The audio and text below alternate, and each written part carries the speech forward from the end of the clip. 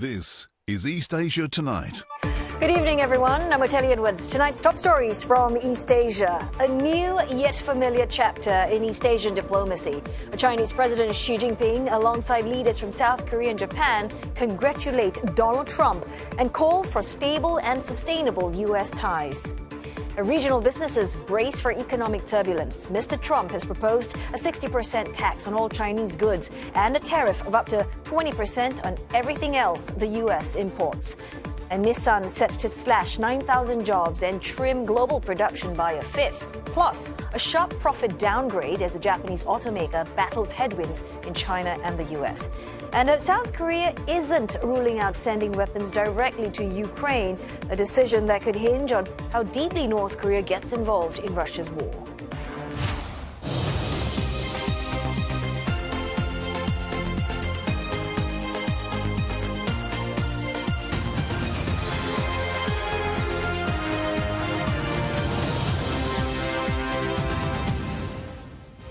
Ahead on East Asia tonight, we'll bring you insights from the 9th edition of the Singapore Fintech Festival as the world navigates a landscape transformed by AI, data, and digital platforms.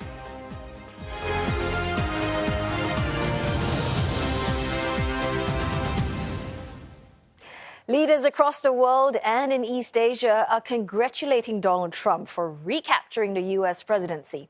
This comes as Kamala Harris concedes, but promises to help with the transfer of power and to continue fighting for freedom and fairness.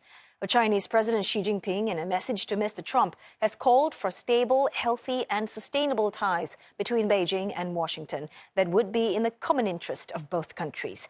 He also called for the two sides to boost dialogue and communication, properly manage differences, expand mutually beneficial cooperation, and find the right way for both to get along in this new era so as to benefit both countries and the world.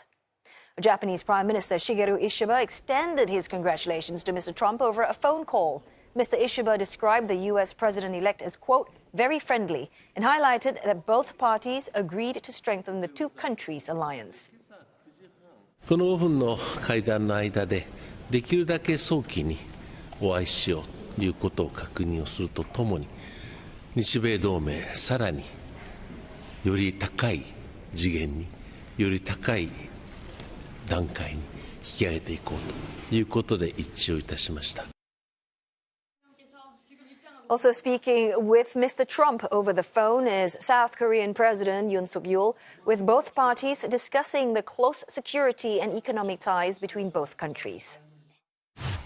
아시아 태평양 또 글로벌 지역에서 이런 한미 동맹을 바탕으로 해서 강력한 그 연대와 파트너십을 갖자고 하는 얘기도 나왔고요.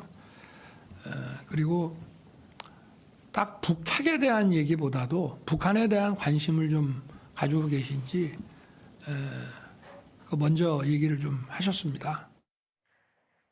Now, the two leaders also expressed concerns over North Korea's deployment of troops to Russia in its war against Ukraine, as well as its ballistic missile launches. Meanwhile, Taiwanese President William Lai has expressed hope of building on the close partnership between Taiwan and the U.S. in a congratulatory letter. Now, what was expected to be a knife-edge race to the finish line turned out to be a relatively smooth path to victory for Republican Donald Trump. He won his historic second term in office after vowing to heal the nation, fix its borders, and deliver a strong and prosperous economy. Well, he cleared 270 electoral college votes with a projected win in the state of Wisconsin, the same Rust Belt state that pushed him over the winning mark in 2016. His current tally is 294 versus 223 for Harris, with only Arizona, Maine, and Nevada left to be called. Some U.S. outlets are calling Arizona for Trump, and this would give him all 11 electoral college votes for the Grand Canyon state and take him above his 2016 electoral college vote tally. Unlike his previous victory 8 years ago, Trump is also projected to win the popular vote. In doing so, he will be the first Republican candidate to outscore their Democratic rival in 20 years when George W. Bush beat John Kerry. And Republicans won't just be walking away with the presidency. They're also set to hold the majority in the upper chamber after flipping 3 Senate seats, taking Montana, Ohio, and West Virginia. Republicans could make it a clean sweep if they retain control of the House of Representatives. The GOP currently holds a net gain of 4 seats so far from the 2022 midterms, but still short of the 218 seats it needs for a majority. Full control of Congress would propel the Republican Party into dominating every branch of government in the United States. It would give them the upper hand until the 2026 midterms and allow them an easier ride to push through Trump's legislative agenda. And for more, we are joined by CNA's Olivia Seong in Beijing and Michio Ishida in Tokyo. Olivia, as we hear East Asia continuing to react to Mr. Trump's win, as well as President Xi officially congratulating him, what does this mean for U.S.-China ties, you think?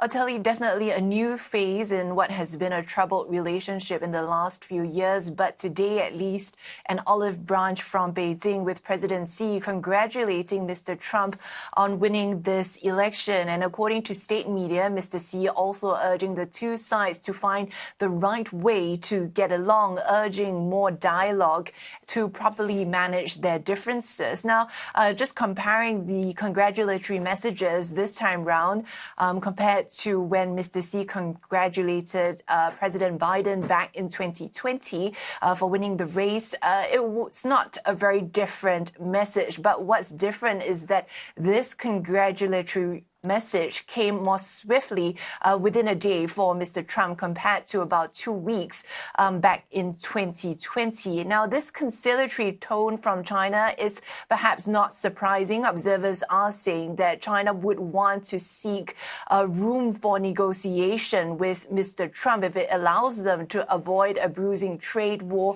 and restrictions on Chinese businesses, especially as China now would be wanting to get a feel of what Trump 2.0 and his new administration would bring and what his attitude would be to managing relations with China would be like. It's not expected to be exactly the same as Mr. Trump's first term, even though analysts also say that China is likely to be more prepared this time round for what's to come. That's because China has already come to this consensus that the U.S. approach overall towards China is going to be increasingly competitive, and it views American actions as trying to contain China's rise. Well, Olivia, you mentioned that China is more prepared now. What sort of indications are we getting in terms of how China is preparing for a Trump presidency when he assumes his place in the White House in January?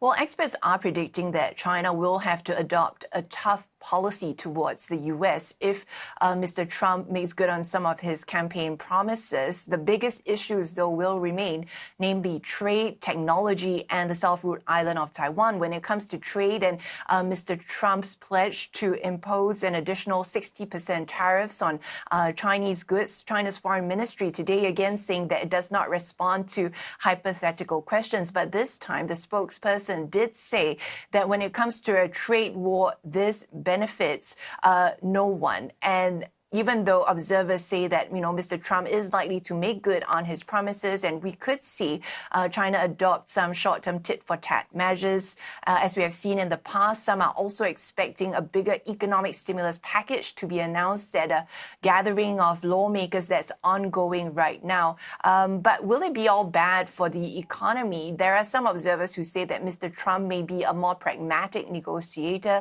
He's more focused on the trade deficit and closing that gap. And that's a sentiment that has been echoed by some Chinese that my colleague Lauren Ong spoke to today. Have a listen. 因为特朗普呢，他主要的话，他是一个资本家嘛，然后他的一些政策啊、方针啊，对于我们来说，反正是挺好的，我是比较欣赏的。那个时候做总统的时候，像美国这个情况还比较平稳，没有这么紧张。 这从他下台以后，这不就换了一个拜登，这不1公斤闹这个小伙那个小伙1公斤打仗。选特朗普也好，或者是选哈里斯也好，实际上对中国人民的普通的生活，我觉得是没有什么太大影响的。主要影响的还是美国人民的生活嘛。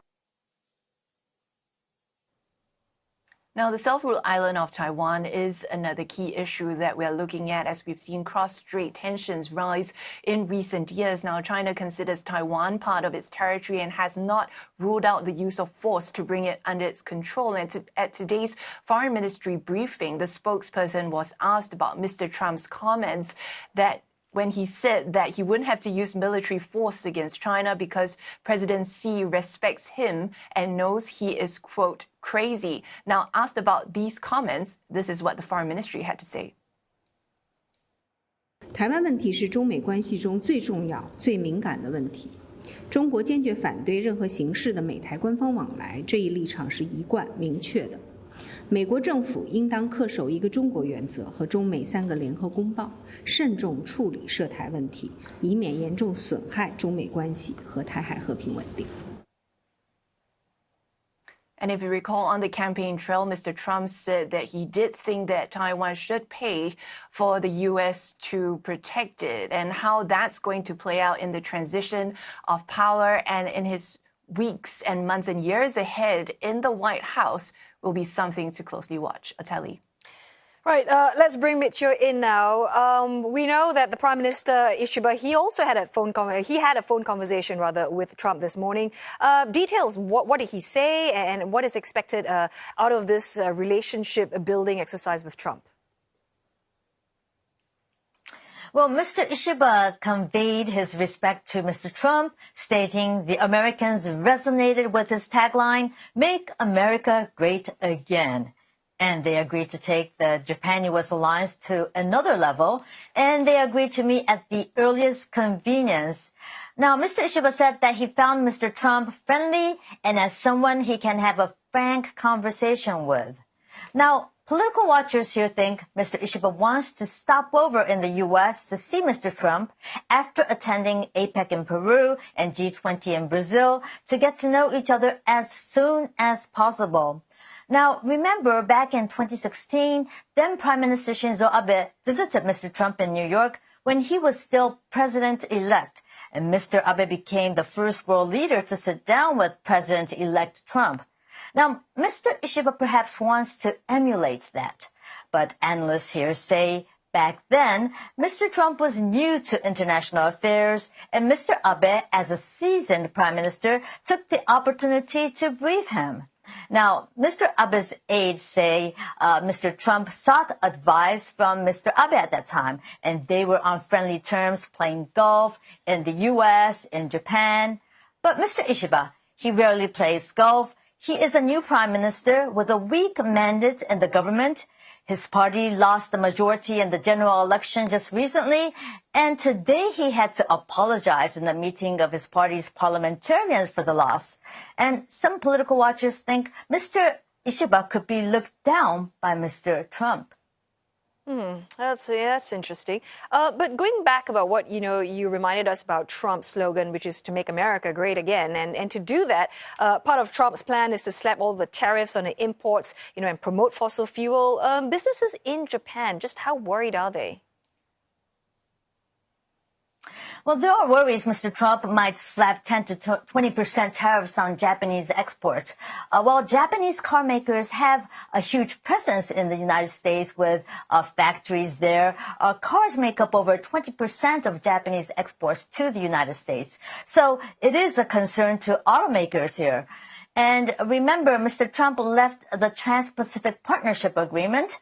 Mr. Abe could not stop him, even though they were close, from exiting. And on the back of the Abe-Trump ties, there were, however, no major frictions in Japan-U.S. trade. Now, analysts think trade negotiation will be conducted bilaterally, as in Mr. Trump's first term. Now, what about the acquisition of U.S. Steel by Nippon Steel, which reached an agreement last year? Now, Mr. Trump said during his campaign he will stop Japan from buying U.S. Steel. And there was understanding in Japan he needed the support from U.S. Steel union workers for the election. But now with the election over and some union members expressing support for the acquisition, Nippon Steel expressed optimism today that the deal should go through by the end of the year. Now, Another issue is whether Mr. Trump will support LNG or decarbonization. Now, his decision will impact Japan, aiming to cut a CO2 emission by 46% from the 2013 level by 2030. But in terms of multilateral security framework, Mr. Trump is expected to support the Japan, U.S., South Korea trilateral framework, the Quad, with India and Australia. Hey, thanks so very much, Michio Ishida there speaking to us from Tokyo, and Olivia Seong as well in Beijing. Thank you so much. Well, we have plenty more in the aftermath of the U.S. election on CNA.Asia and our mobile app, plus a fresh episode of the CNA Correspondent podcast just for you. Arnold Gay speaking to U.S. correspondent Sally Patterson and Nick Harper, who covered the Donald Trump and Kamala Harris campaigns. And he also links up with our Beijing correspondent Olivia Seong to discuss what a second Trump presidency could mean for U.S.-China relations. Our break is up next, but coming up next on East Asia tonight, we'll be speaking to an expert to assess the consequences of a second Donald Trump presidency after he pledged to cut taxes and ramp up tariffs with an eye on China. Meantime, China sets its official exchange rate at the lowest level since last November as it braces for a continuation of the trade war with Trump.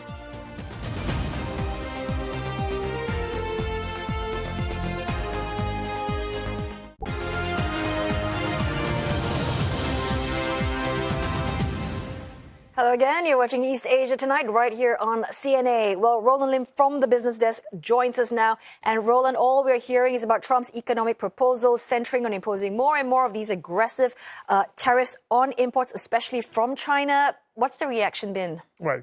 That's right. Following his victory, businesses and economists are busy scrambling to work out how this will play out. And to help unpack the ramifications of a more protectionist USA under the Trump administration and how East Asia has to navigate these waters, we are joined by Nick Marrow. He is Principal Economist Asia at the Economist Intelligence Unit, joining us live from Hong Kong. Nick, good to have you with us. Lots to unpack.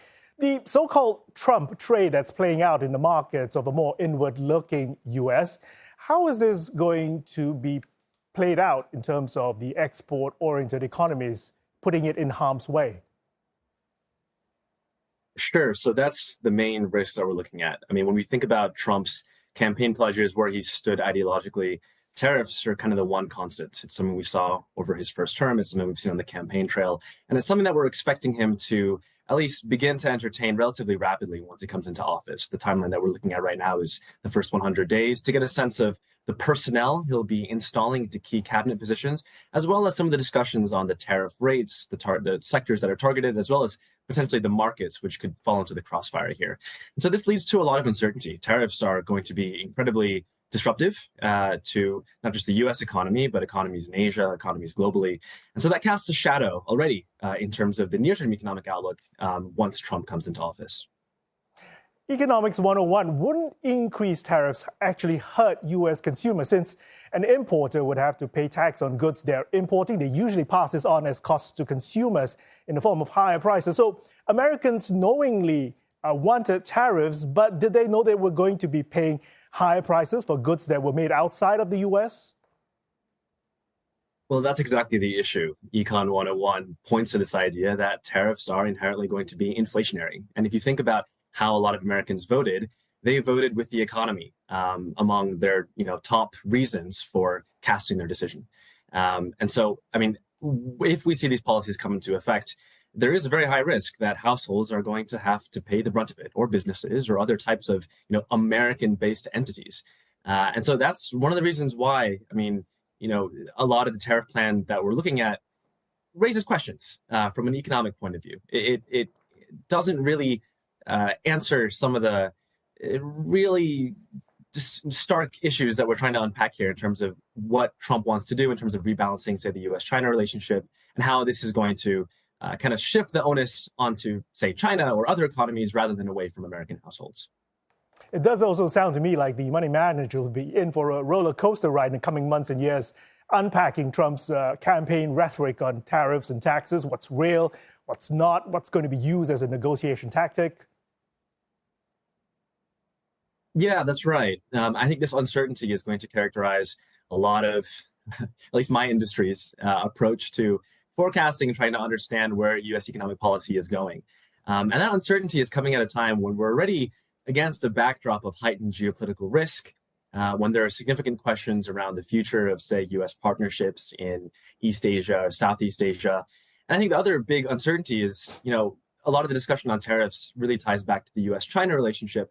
But there's a lot of discussion in terms of how this is going to ripple out to the wider region. Southeast Asia in particular really looks like it could be caught in the crosshairs here, because U.S. trade officials are waking up to the fact that, Chinese companies are going into Vietnam, Thailand, Malaysia to, re-export or produce products that could go around U.S. duties. And so one of the adjacent risks that we're looking at as part of all of this is the fact that maybe these third countries could find, a crosshairs on their back, depending on how this trade policy evolves.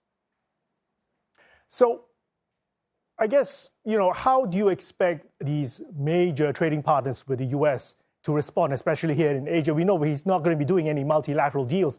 He's already promised to kill Biden's Indo-Pacific Trade Pact, which was touted as a counterweight in the region against China. So companies will now have to line up, deal with him one by one.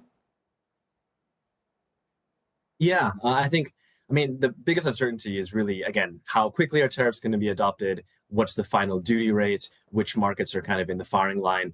But this raises a lot of questions around the strategies that companies have used to mitigate some of these risks over the past couple of years. I just mentioned, say, going into Vietnam to get around tariffs. But if Vietnam is suddenly at risk of, an escalation in trade hostilities with the U.S., that strategy is no longer viable. As you mentioned, we're expecting to see the U.S. walk away from some of these multilateral institutions, these multilateral approaches, more of a unilateral, America first kind of approach that we saw in his first term.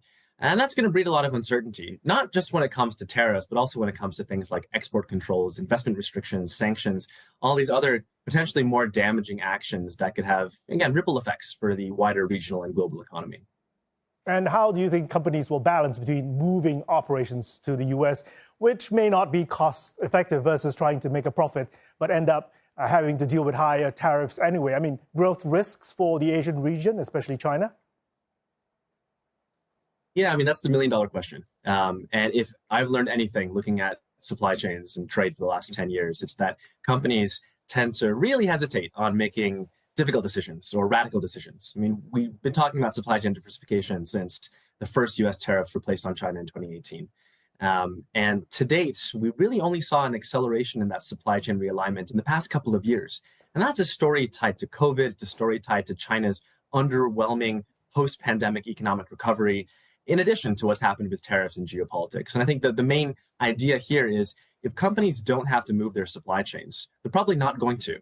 And if they can find production networks that can help them offset some of these costs that are outside of the US, they're going to go down that route. And the reason I mention that is we've already seen a number of currencies across the region lose quite a bit of value against the greenback just in the last 24 hours. And so if we continue to see these currencies depreciate, there is somewhat of a positive risk that trade flows from, say, Southeast Asia could offset some of that higher cost by U.S. tariffs. And this is going to be a consideration that will have to happen at the micro level. It'll be a very company-by-company decision. But given the fact that Asia is generally home to, more sophisticated production networks, lower cost environments, better logistics infrastructure, there is a strong argument for a lot of this investment, a lot of these supply chains to remain within the region. And so if the goal of these Trump tariffs is to bring back investment onto the U.S., I think Trump still will be facing a relatively daunting task, at least in the short term. Even if production comes online in the medium to long term, that's not going to be an immediate story. We shall be watching what he does next. Thanks for those insights. That was Nick Merrill, Principal Economist for Asia at the Economist Intelligence Unit, speaking to us live from Hong Kong. China making moves in anticipation of higher tariffs under a Donald Trump presidency. The People's Bank of China slashed the daily reference rate for its currency to a level unseen since late 2023. It said it's fixing at 7.1659 to the dollar. And this came after the Chinese yuan tumbled 1% against the dollar yesterday. Experts say the move signals authorities are bracing for further yuan weakness in case U.S. President-elect Trump follows through with his pledge of imposition of tariffs of as much as 60% on Chinese goods. A weaker currency may also reduce the impact of tariffs by boosting competitiveness of the Chinese exports. Let's check in on the Chinese currency, CNY, currently flipping those gains. It is currently 7.159 to the dollar. Analysts say the exchange rate could become a bargaining chip in negotiations between China and the US on tariffs. And a look at Chinese markets. They rebounded strongly to end the trading day on a high note. Robust exports and investor optimism over potential stimulus measures outweighing concerns about worsening trade tensions. The focus is now on the National People's Congress Standing Committee meeting, which concludes tomorrow. Now, any stimulus surprise from the meeting will likely help lift the market sentiment in Chinese stocks. Shanghai Composite ending the day more than 2.5% in the green. Shenzhen about that same level, and in Hong Kong, the benchmark Hang Seng Index up 2%. Japan's Nissan has announced 9,000 job cuts as it slashed its annual profit outlook by 70%, saying it was taking urgent measures to tackle, quote, a severe situation. The company reported a 93% plunge in net profit for the first half, primarily because of weak sales in the North American market. The car maker is also cutting global production capacity by 20% and selling back 10% of shares of Mitsubishi, reducing its stake from the current 34% level. Now, Nissan's woes have stood out among Japanese brands struggling with a downturn in new car sales and consumers shifting away from conventional petrol-powered vehicles. It's also facing intense price competition from Tesla and Chinese EV brands such as BYD. This is the second straight year, this time, that the automaker has slashed its annual outlook. But its chief says the turnaround measures do not imply that the company is shrinking, adding that the move would help Nissan become leaner and more resilient, while also reorganizing management to respond quickly to changes in the business environment. And that statement resonating with investors, the stock ending the day about 2.2% in the green. Let's take a look at the rest of the East Asian markets. Mostly rose as investors try to calculate the consequences of a second Donald Trump presidency. Japan's Nikkei 225 erased its earlier rise to end lower. The Taiwan weighted index is up 0.82%. The Kospi in Seoul roughly unchanged, 2,564 points. And the benchmark STI index here in Singapore, nearly 2% in the green.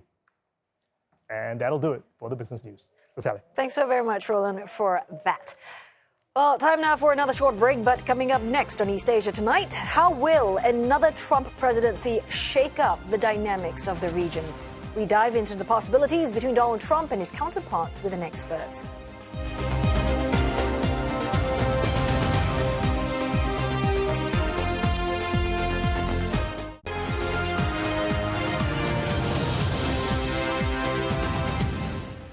Chinese President Xi Jinping, alongside leaders from South Korea and Japan, congratulate Donald Trump and call for stable and sustainable U.S. ties.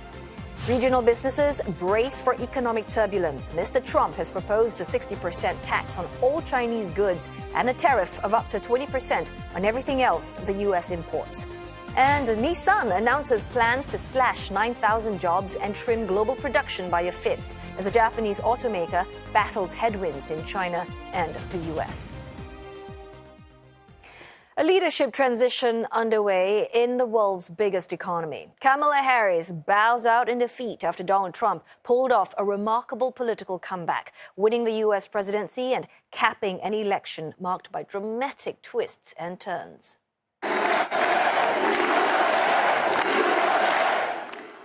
Trump will return to the White House in January after becoming only the second U.S. president to win non-consecutive terms. President Joe Biden has congratulated him on his victory and invited him to a meeting soon. Outside of the United States, countries are bracing for the potential impact of another Trump presidency. And for more, we are joined now by Enze Han, Associate Professor at the Department of Politics and Public Administration at the University of Hong Kong. Well, thanks, Professor Han, for joining us this evening. First up, I thought I'd just get your thoughts. How do you think we should interpret, the early phone calls and congratulations from President Xi, Prime Minister Ishiba, and President Yoon? In a nutshell, what does it really take to keep the peace in today's world? So I think the early congratulation message sent by the Asian leaders to another term for Donald Trump, and I think indicates at least, for China, in a way that have already thought about this outcome, right? They have definitely prepared for this second term of Donald Trump, and I think, and especially given they have dealt with Trump in the first term when he was in office, and I think they are definitely now much prepared for another round of Trump, right? Whether be good or bad, and I think they are prepared for another round of potential instabilities coming in East Asia. Right, and part of that preparation probably involves Trump's proposed 60% tariffs, their warnings of potential chaos. But I want to talk about how, some other economists, they're seeing an upside for Hong Kong, for instance, arguing that, it could prompt Beijing to prioritize the economy over politics, and also maybe even encourage Taiwan to aid firms in moving production out of China. So what about you, Professor Han? Do you see any potential silver linings here? For me, if it's indeed 60% of tariff on made in China products, and I don't think much Beijing can do to improve the competitiveness of Chinese-made product for the U.S. market. And I think what will happen will be twofold. On the one hand, we'll see some kind of public devaluation of the Chinese RMB, but I think there will be even more is acceleration of China-based production moving out from China to Southeast Asia, try to bypass, the additional tariff on made in China products. So basically, on the flip side of that, will increase the interdependence between China and other economies in Southeast Asia, in Mexico, and beyond, right? So in some ways, will make China's relation with all the rest of the world, other than the U.S., even more intimate than before. And this whole Trump 2.0 version, as he's the oldest U.S. president, age 78. There's talk about him perhaps being more unpredictable, more volatile. With basically uncharted territory here. So what do you see as some of the biggest risks for the region beyond just economic fallout? For me, the biggest risk for the region is Taiwan Strait. And I think what we need to look for is what Trump is going to do towards Taiwan. And I think if he's becoming reckless in terms of offering even more direct support for independence movement in Taiwan, I think we'll probably see more retaliation coming out from Beijing. And I don't think this will be any peace-oriented kind of move, in the end, bring definitely devastating implications for East Asia as a whole. All right. And I want to talk about Southeast Asia as well, and Philippines in particular. And I'm just wondering, with China in Trump's crosshairs, or what's likely to be, crosshairs, do you think the Philippines then could possibly emerge as the chosen counterweight to Beijing? Some analysts are saying that Trump may even consider arming the Philippines to up the stakes in the South China Sea.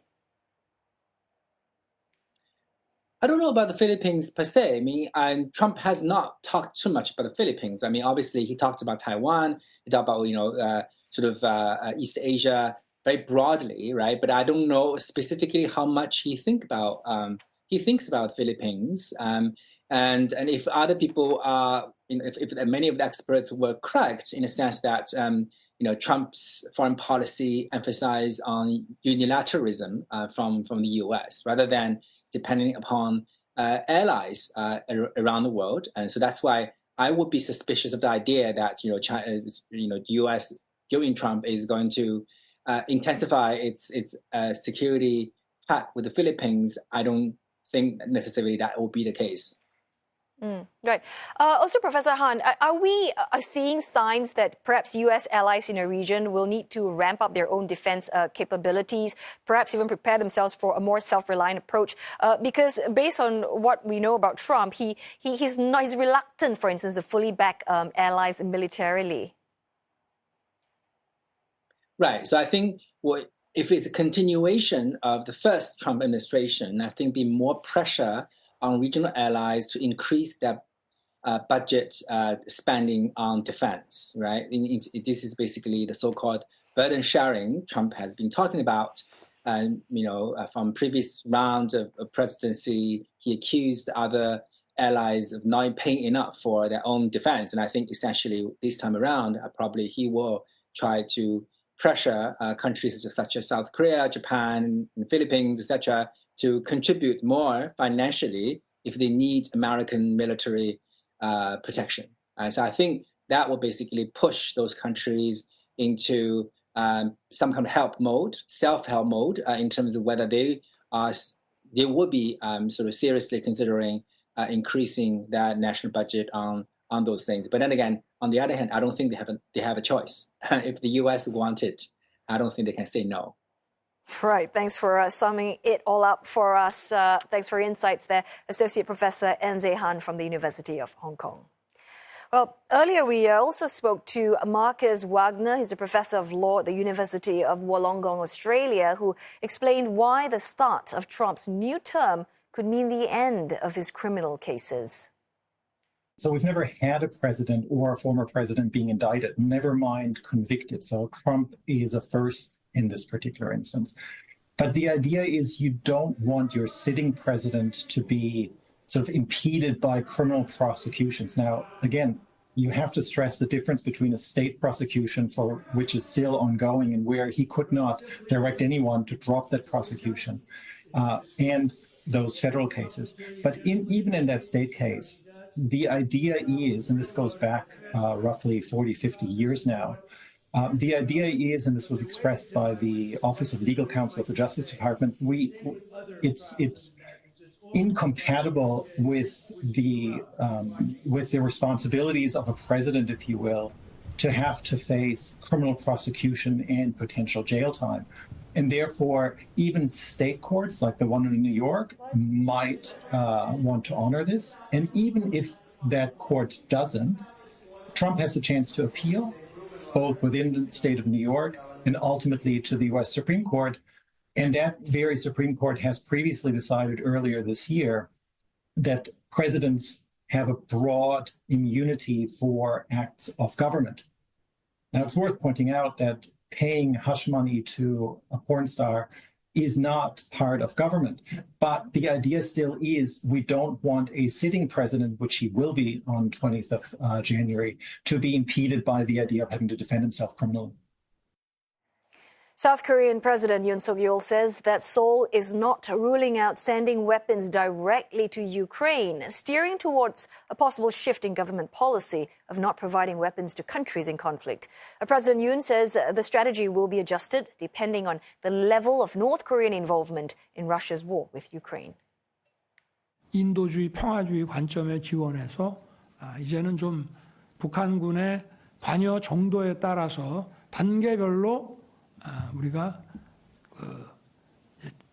지원 방식을 좀 바꿔나간다. 그래서 무기 지원이라는 것도 배제하지 않는다라고 하는 것이고요. 앞으로 그건 좀 상황을 더 봐야 될 것 같습니다. 만약에 무기 지원을 하면 저희는 어찌됐든 방어 무기부터 우선적으로 고려하고 있습니다. The comments come after it was revealed last month that Pyongyang is deploying troops to Russia to help Moscow in its war efforts in Ukraine. The presidential office says the North Korean troops in Russia's Western Front have not yet engaged in full-fledged combat with Ukrainian forces. And that's despite Ukrainian President Volodymyr Zelensky's claiming that North Korean troops had clashed with soldiers. A South Korean official says minor incidents may have occurred, but further monitoring of the situation is needed. Well, the issue of North Korea also at the forefront of discussion between Mr. Yoon and Donald Trump after the pair spoke over the phone following Mr. Trump's U.S. presidential win. 오물 쓰레기 풍선 보낸 거 7,000번이나 지금 보냈다. 그거 국민들이 하여튼 많은 피해를 입고 있다. GPS 교란이라든지 ICBM과 IRBM 같은 이런 이제 SRBM 이런 것들 마구잡이로 지금 쏜다. 이런 얘기도 좀 하고 참 믿기지 않는다. 여기에 대해서 어떻게 할 건가. 그래서 We're taking a short break now, but coming up on East Asia tonight, Japanese utility operator TEPCO completes a trial removal of radioactive debris at its crippled Fukushima power plant. And Super Typhoon Yinxing lashes northern Philippines, with southern China likely to feel its effects later this week.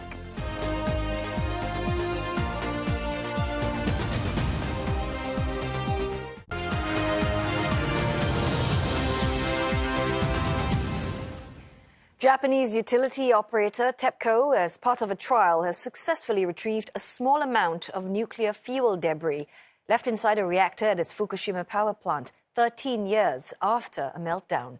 TEPCO says the move was performed using gripper on a telescopic device. It was then placed inside a specially sealed container that's to keep radiation in before being transported away. That's part of the operator's cleanup plan for the site and is seen as one of the most complex tasks to decommission the complex. The whole process is expected to cost nearly $150 billion and take decades to complete. An estimated 800 tons of fuel remnants is said to be stuck at the bottom of the 3 crippled reactors. The operation for debris removal resumed late last month after suspensions earlier due to errors and a technical glitch. A super typhoon Yinxing has made landfall in the Philippines in the northern province of Cagayan. More than 21,000 people in the province were forced to evacuate ahead of the storm.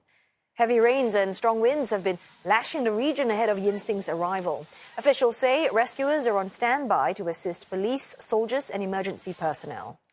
Philippine authorities are also closely monitoring for possible landslides, floods, and storm surges. Typhoon Yinxing is expected to bring rain to Taiwan, and it's forecast to continue till early Saturday.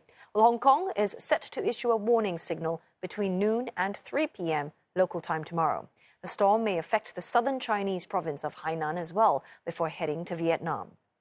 Well, Yinxing comes shortly after tropical storm Trami battered Hainan, leaving 7 people dead amid severe downpours and floods. It's also the third storm to threaten the Philippines in less than a month after severe tropical storm Trami and super typhoon Kongray slammed into the country, killing almost 160 people. Well, time now for some headlines from media outlets in East Asia. Well, a survey by NHK reveals that nearly 60% of cities and towns in Japan do not have any facilities for delivering babies amid declining births and a doctor shortage. Experts say the safety of childbirths could be at risk if more areas continue to see a drop in such medical facilities. The Korea Times explores the significance of the so-called Pepero Day, as South Koreans exchange biscuit stick snacks with friends and family members. This local celebration, marked on the 11th of November, is seen as a light-hearted version of Valentine's Day. And over in China, the Global Times reports on how Harbin is preparing for another wave of ice and snow tourism, as several online travel platforms show a rise in search volumes for local destinations and routes. This as the Ice City prepares to host the next year's 9th Asian Winter Games in February. And before we go, we take you to the 9th edition of the Singapore Fintech Festival, where it brings together major players in finance, tech, and policy making. Well, CNA's Olivia Marzuki spoke with Sarita Singh, Managing Director of Southeast Asia, India, and Greater China at Stripe. And she told us how the recent U.S. elections would impact the world in navigating a landscape transformed by AI, data, and digital platforms. It's been a big year. All year we've seen a number of elections all around the world, not just in the US, but including India, France, the EU. And so, as we do with all of the different elections around the world, Stripe continues to be focused on not only understanding the political environment, but more specifically working with our users of all sizes to help them navigate these changing landscapes. And so we remain focused on working on our solutions in order to serve our customers, helping them navigate these times, but ultimately making sure that they are successful in building their businesses domestically as well as cross-border. And that explains your presence here at the Singapore Fintech Festival. Yes, it does. What's your observation so far? You've got an exhibition booth here. What is it setting for the trend into the future of payments? That's a really good question. It's a fantastic event. So many people. You can feel the energy in the room. And I think that's a reflection of what we're seeing really in this region. Asia Pacific continues to be the home of both growth and innovation. We see this and feel this every day in this region. And when we think about growth, we know that Asia Pacific is forecasted to grow about 5% next year, according to the IMF. And when we look closer to home, the ASEAN 5 are expected to also grow at 4.5%. Now think about that in the context of global growth, which is forecasted to be at just 3.2%. So if we're looking for pockets of growth, we should be looking closer to home, looking at this region, because where there is growth, there's also opportunity for businesses to do really well. And so that ties into the innovation side of things. We experience it every day here, that there are new ideas, new businesses, new business models starting all the time out of Asia, and not just solving for problems here in Asia, but being able to export those ideas globally. And some of those ideas are related to, for example, real-time payments or crypto, for example, new business models popping up everywhere. And when we think about this innovation, as you mentioned, especially in the payment space, not only is Asia home to a lot of that innovation, what businesses fundamentally do understand here is that the payments experience is a strategic lever. Yes. Right? So think about our own behaviors as customers. If we have a terrible experience checking out or paying a vendor that we're working with, we're unlikely to go back. Customers do want human interaction. They want that personalization. Exactly. But with the use of AI, does it reduce that human touch? How is AI being integrated into your business? That's a really good question. It's a topic that everybody really wants to talk about. We think about AI really in two different ways. The first is how we use it ourselves internally, and I can tell you prolifically we use it with our own systems and our tools and how we are doing our day-to-day work. But we're also thinking and utilizing these tools in the most efficient ways to help build better products, better solutions, so that our customers can utilize the power of AI and capitalize on this. So what AI really helps us do is to drive speed to market, more efficiencies in the way that we're developing solutions, and so that adoption can also be very fast for our users. And I'll give you a couple of examples. The first is when we think about writing AI rules, right? So it's very important to think about the application of it. Merchants should be thinking, well, what are the rules that I want to institute for my own business? We don't have to be AI experts anymore to write those rules. One of the tools that Stripe allows that is powered by AI is being able to write AI rules in native language, which means that we don't have to have technical expertise and able to do so. Simple English. Exactly. And then on the fraud prevention side of things, using AI, using machine learning, etc., to identify trends all around the world on the Stripe platform in order to prevent businesses from experiencing any kind of fraudulent behaviors. And on that note, we wrap up East Asia tonight this Thursday. Don't forget your headlines anytime at CNA.Asia, and look us up on Facebook, YouTube, and on X. Thanks for your company.